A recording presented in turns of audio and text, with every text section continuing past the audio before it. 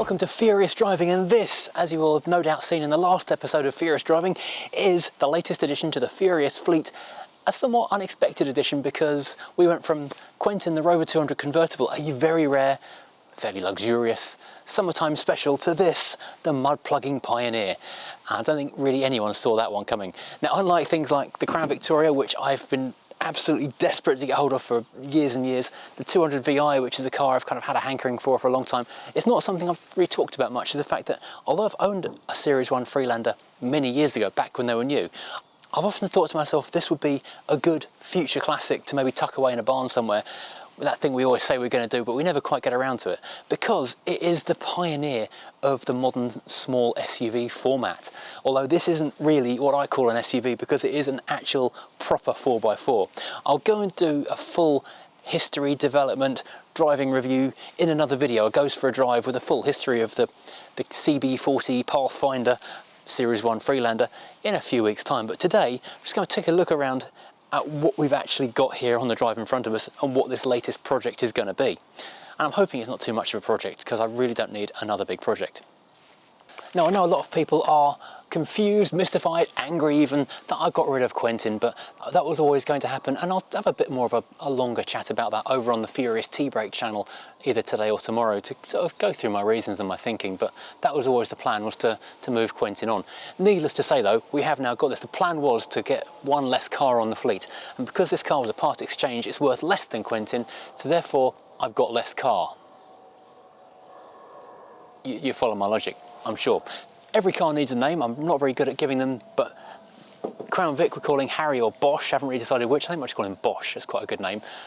This one though, like the old adverts, I'm going to call this one Hippo.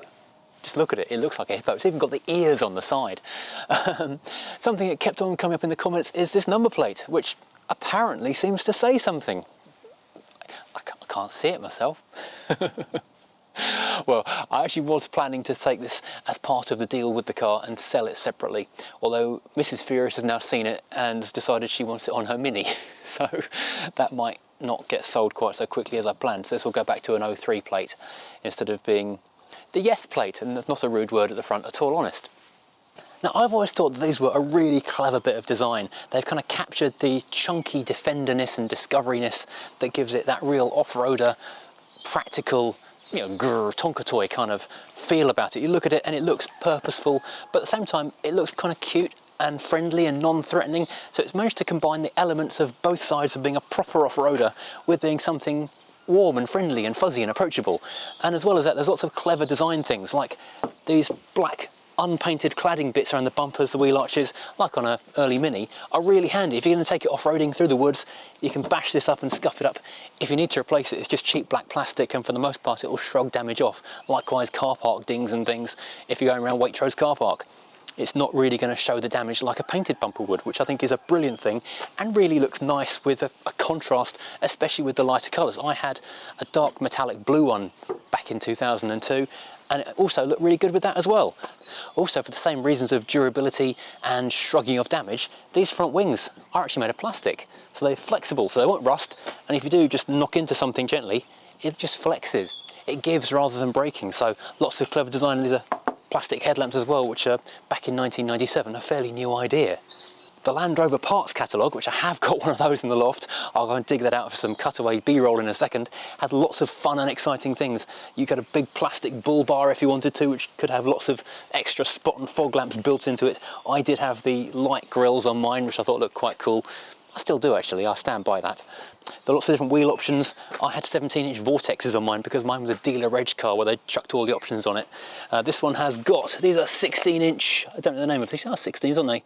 Yes, these are 16 inches, and this one has had added to it BF Goodrich Baja Champion all-terrain tyres, which apparently are very good off-road, snow, mud, mountains, you name it, it'll do it. It's about 600 or 700 quid for these tyres on this car, and they've not really done that many miles, so they're very, very deep tread on them still indeed. And I'll take you around the outside of the car very quickly to show you the overall very good condition of it, and then I'll talk you through what's been done to it, because although I had half a hankering for a Freelander project, knowing how much goes wrong and what it costs to put them right had been putting me off a little bit, because Yes, I know you make money from putting videos on YouTube, but when you've got to spend £700 on the component alone for a viscous coupling, and they go a lot, there's a reason most of these you see for sale are front wheel drive only. It's because of that 700 quid plus fitting viscous coupling, which also sometimes when it fails takes out the drive reduction thing at the front and the front diff, and the entire drivetrain just goes out in one big bang. So yeah, it's a worrying thing to own, but this one, I think, as you'll see, is good. Right, let's put this down on this handy big T-shelf, and I'll walk you around the exterior of the car. Now, thanks to those big chunky tyres, the wheels are not scuffed or anything. There's a little bit of bedded in dirt in the alloys, but nothing too terrible. Bodywork is in pretty decent condition. There's no rust visible on the outside. A little bit of a chippage down there, but I can live with that. Likewise around the back, it's all still good.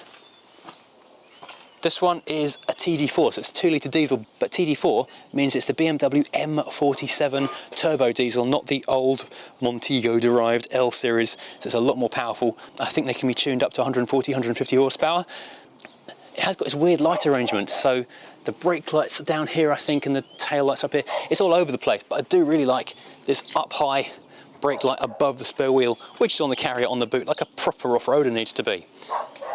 The previous owner did have his company's coffee shop stuff on the back of it, so I do need to take it off because it's a little bit distracting seeing that in the back window. And it's been brown tinted by the owner before, I think, so I might get this brown tint taken off and some actual proper dark tint put on. Around this side it's more of the same, all very good condition, all looking good. A little chip in the paint just there, but really for a car that's 20 years old and 111,000 miles, really is quite good. There's only one issue on the outside of the car that we really need to worry about, and that is the sunroof, which has got a bit of green stuff growing on it. There's just more green stuff growing over there as well. But this has been done up with some silicone in the past around this seal around the edge of the glass. I don't know if the sunroof works, and the only way to do it, or to find out, is to open it, and I don't really fancy doing that because if it doesn't, I've got a problem. And it doesn't leak right now, so I'm going to leave this closed and just ignore it, and just, as far as I'm concerned, it's got a nice light shiny roof. We'll leave it at that. Now, looking around the interior, it has been used as a dog car by both of the last two owners. I'll talk about those two guys in a second. I know they'll be fine with that. I'm not going to be saying anything nasty. So it is generally good condition, but a little bit grubby because that's what happens to dog cars. So I will be doing some deep cleaning in here to make it very lovely, although I will continue to use it as a dog car. So we have got the Series 1 Freelander early seats, which all do this. So finding a second-hand set of these literally isn't going to happen. So my only choice here is to either take it to a trimmer to get this panel replaced, not quite sure what that'll cost, probably 100 or so, or find a set of Series 2 facelift, as in pre-Freelander 2 but late Freelander 1 seats, because after the facelift apparently they sorted this out, but it would lose the Alcantara, and I've been looking at some videos this morning, and so I do have an idea of how to restore this Alcantara. It'll never be perfect and lovely like this, but it'll certainly be an awful lot better and a lot more presentable. So I'll give that a go, and I'll have a chat with a friendly trimmer about that. Carpets are good, door cards are good, a bit grubby again. It's a dog car, probably been used for fishing and things as well, I suspect. Got the cup pockets in the doors, enormous door pockets. I mean, this is so practical, it's unbelievable. I sort of don't think the 3-door I had was quite as good as this. It definitely didn't have these things, and I don't remember these door pockets being quite as big, so I wonder if in 2003, before the main facelift, they'd made some changes to the doors. We have got practicality and T-shelves galore in this car. As I showed on the quick walk around, we've got a double T-shelf down here in front of the fuse box. We've got a little bit of storage in there. We've got a little storage in there, a little storage in there. We have got a T-shelf here, which is missing its rubber top bit, which should have a rubber heavy thing with a Land Rover logo. We've got a cubby hole down here. 4 electric windows, 2 of which work, I think. Well, just for a recap, last night I was driving out in this car. I put the front side window down because I wanted to see in the mirror, and it was all misted up. And guess what wouldn't go up again in the freezing cold? Yeah, you got it, that window. That one in the back, I knew about. It's held up with tape. That needs a new regulator for definite. That one needs a regulator looking at, if not replacing. So my shopping list is now 2 window regulators. Going back to the dashboard, got another rubber T-shelf with the Land Rover logo there. We've got a T-shelf in the corner, we've got little cubbies just down there, got a big practical glove box there. There's so much storage and practicality. Little cubby hole there, it is absolutely everything is practical, well thought out. Got the big chunky buttons, so if you're wearing gloves on a day out walking the dog, shooting, fishing, whatever, you are sorted. You can use this car in pretty much anything. It has got a lot of Rover carryover parts. I mean, we've got the same clock as the 200s have got, and Quentin. These are not the same light switches and wiper stalks as we had in the R8, but I think these were used in other Rover products by this time post-millennium. The steering wheel is, I think, purely Land Rover, but these steering wheel controls for the radio are general Rover group. The radio is fairly basic, it's just a radio cassette, but it does have the steering wheel controls, and being a Kalahari, it's got the CD changer underneath. Now, something I found with mine is that this audio gear, although being basic, was actually made by Alpine. Other little project we have here, these, the tape has gone dry, but these little corner bits are held on with tape. There's no speaker in there. What a swizz. Well, that's interesting.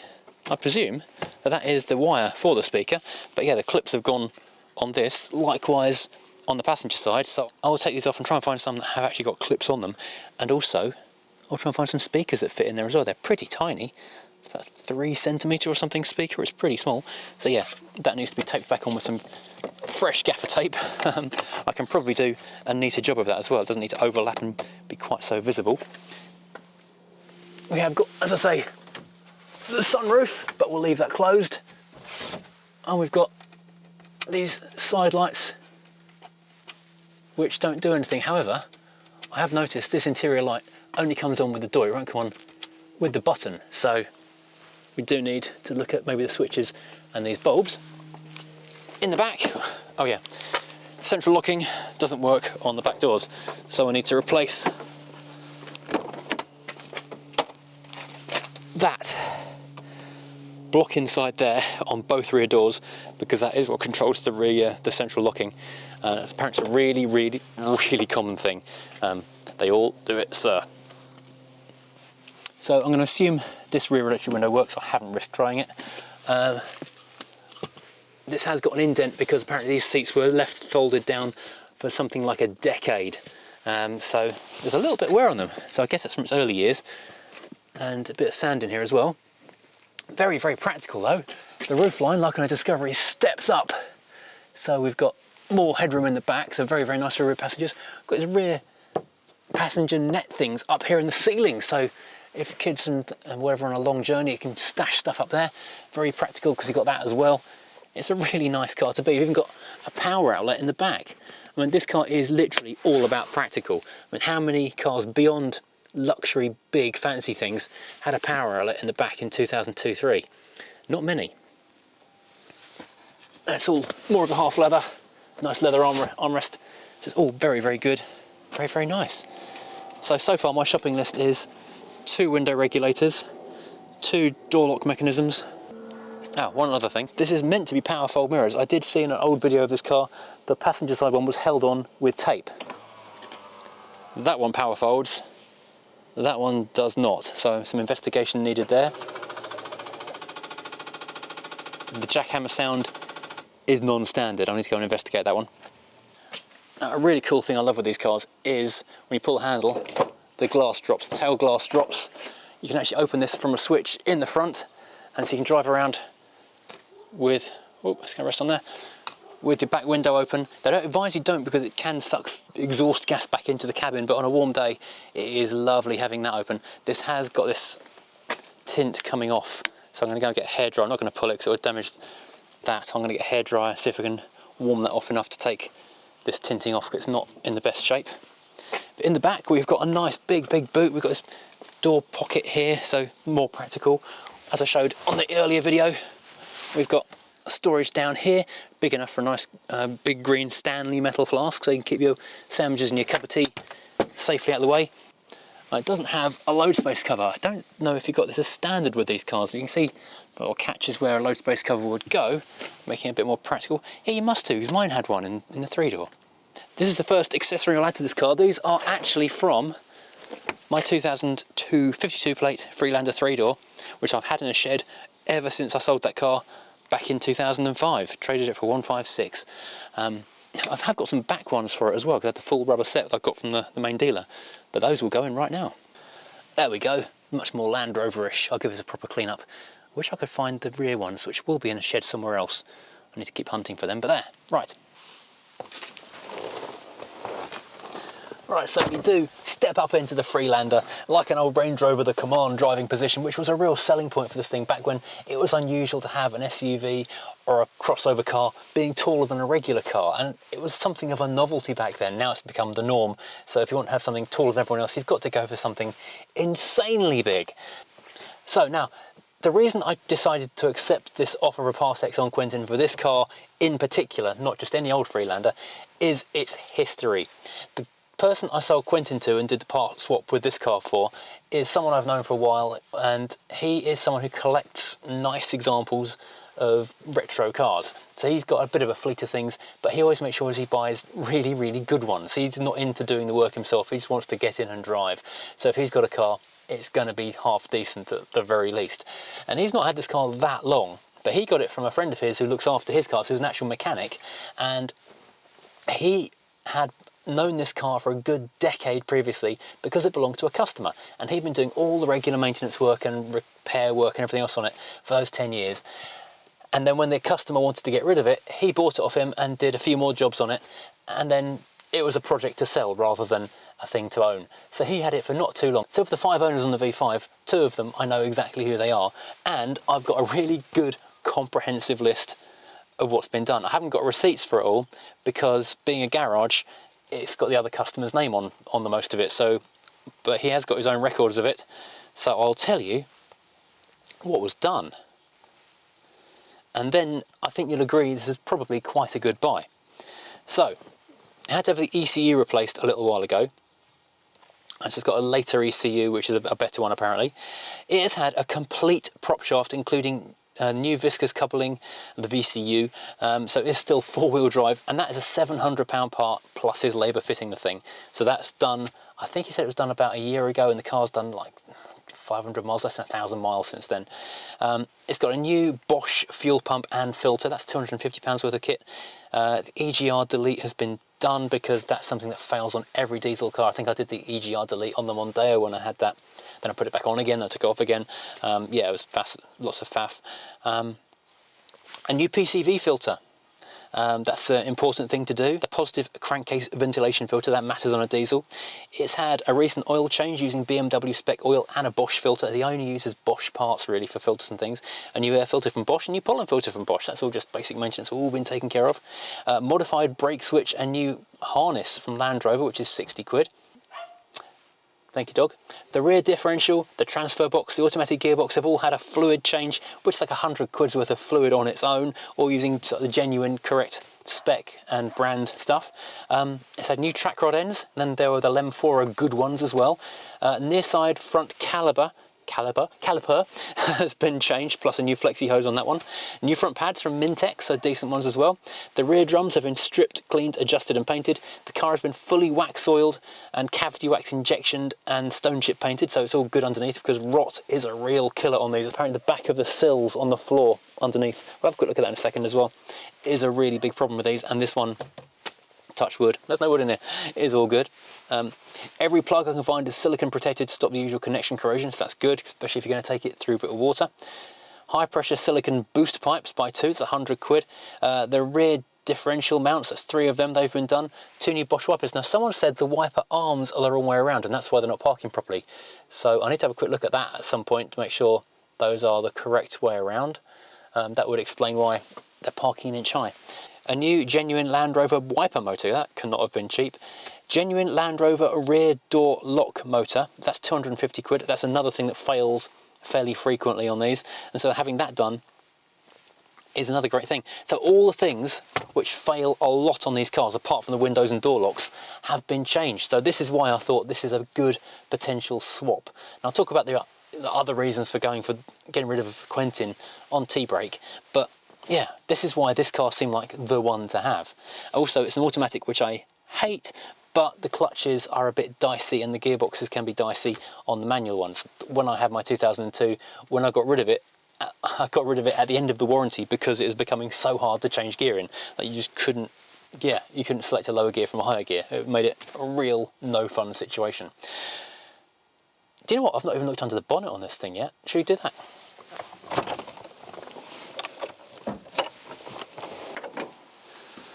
Oh, that's clean. Where's the... So as you said, new silicone pipes, everything clean. Battery doesn't look too old, which makes a change for one of my cars. Broken tie-down things that's held in with zip ties. I have done that myself previously as well, but that looks like it's actually snapped. Land Rover quality. All looks quite good in here. No crash damage, which we knew. Now, looking under the car, you can see where it has all been wax oiled. The doors have been cavity waxed. The holes and things have been cavity waxed. I think this area around here is where it tends to go. It's suddenly MOT, corrosion visible, but I think it might just be the nuts and bolts and odd spot here and there. Oh, there's some bits that haven't been done. I think I watched a video where he'd basically done the body frame effectively, but I can go back and do some more. I don't know if that's mud or if that's not done. Actually, I think that's just mud, because it's been very mucky and murky these last few days. So this thing does look really good. Yeah, because I've seen on the video that my chassis rail was black and now it's showing brown, which I think is just road dirt. I'll hose it down, get a better look on a ramp. Now, the only thing that's really giving me any actual cause for concern is this front suspension in this corner, which I think I mentioned on the drive home, is it has started knocking. Apparently it started knocking on the drive down to the drop off and swap over, but it got worse on the way home. So a bush in there somewhere must have started to just perish and give up. It is 20 years old after all.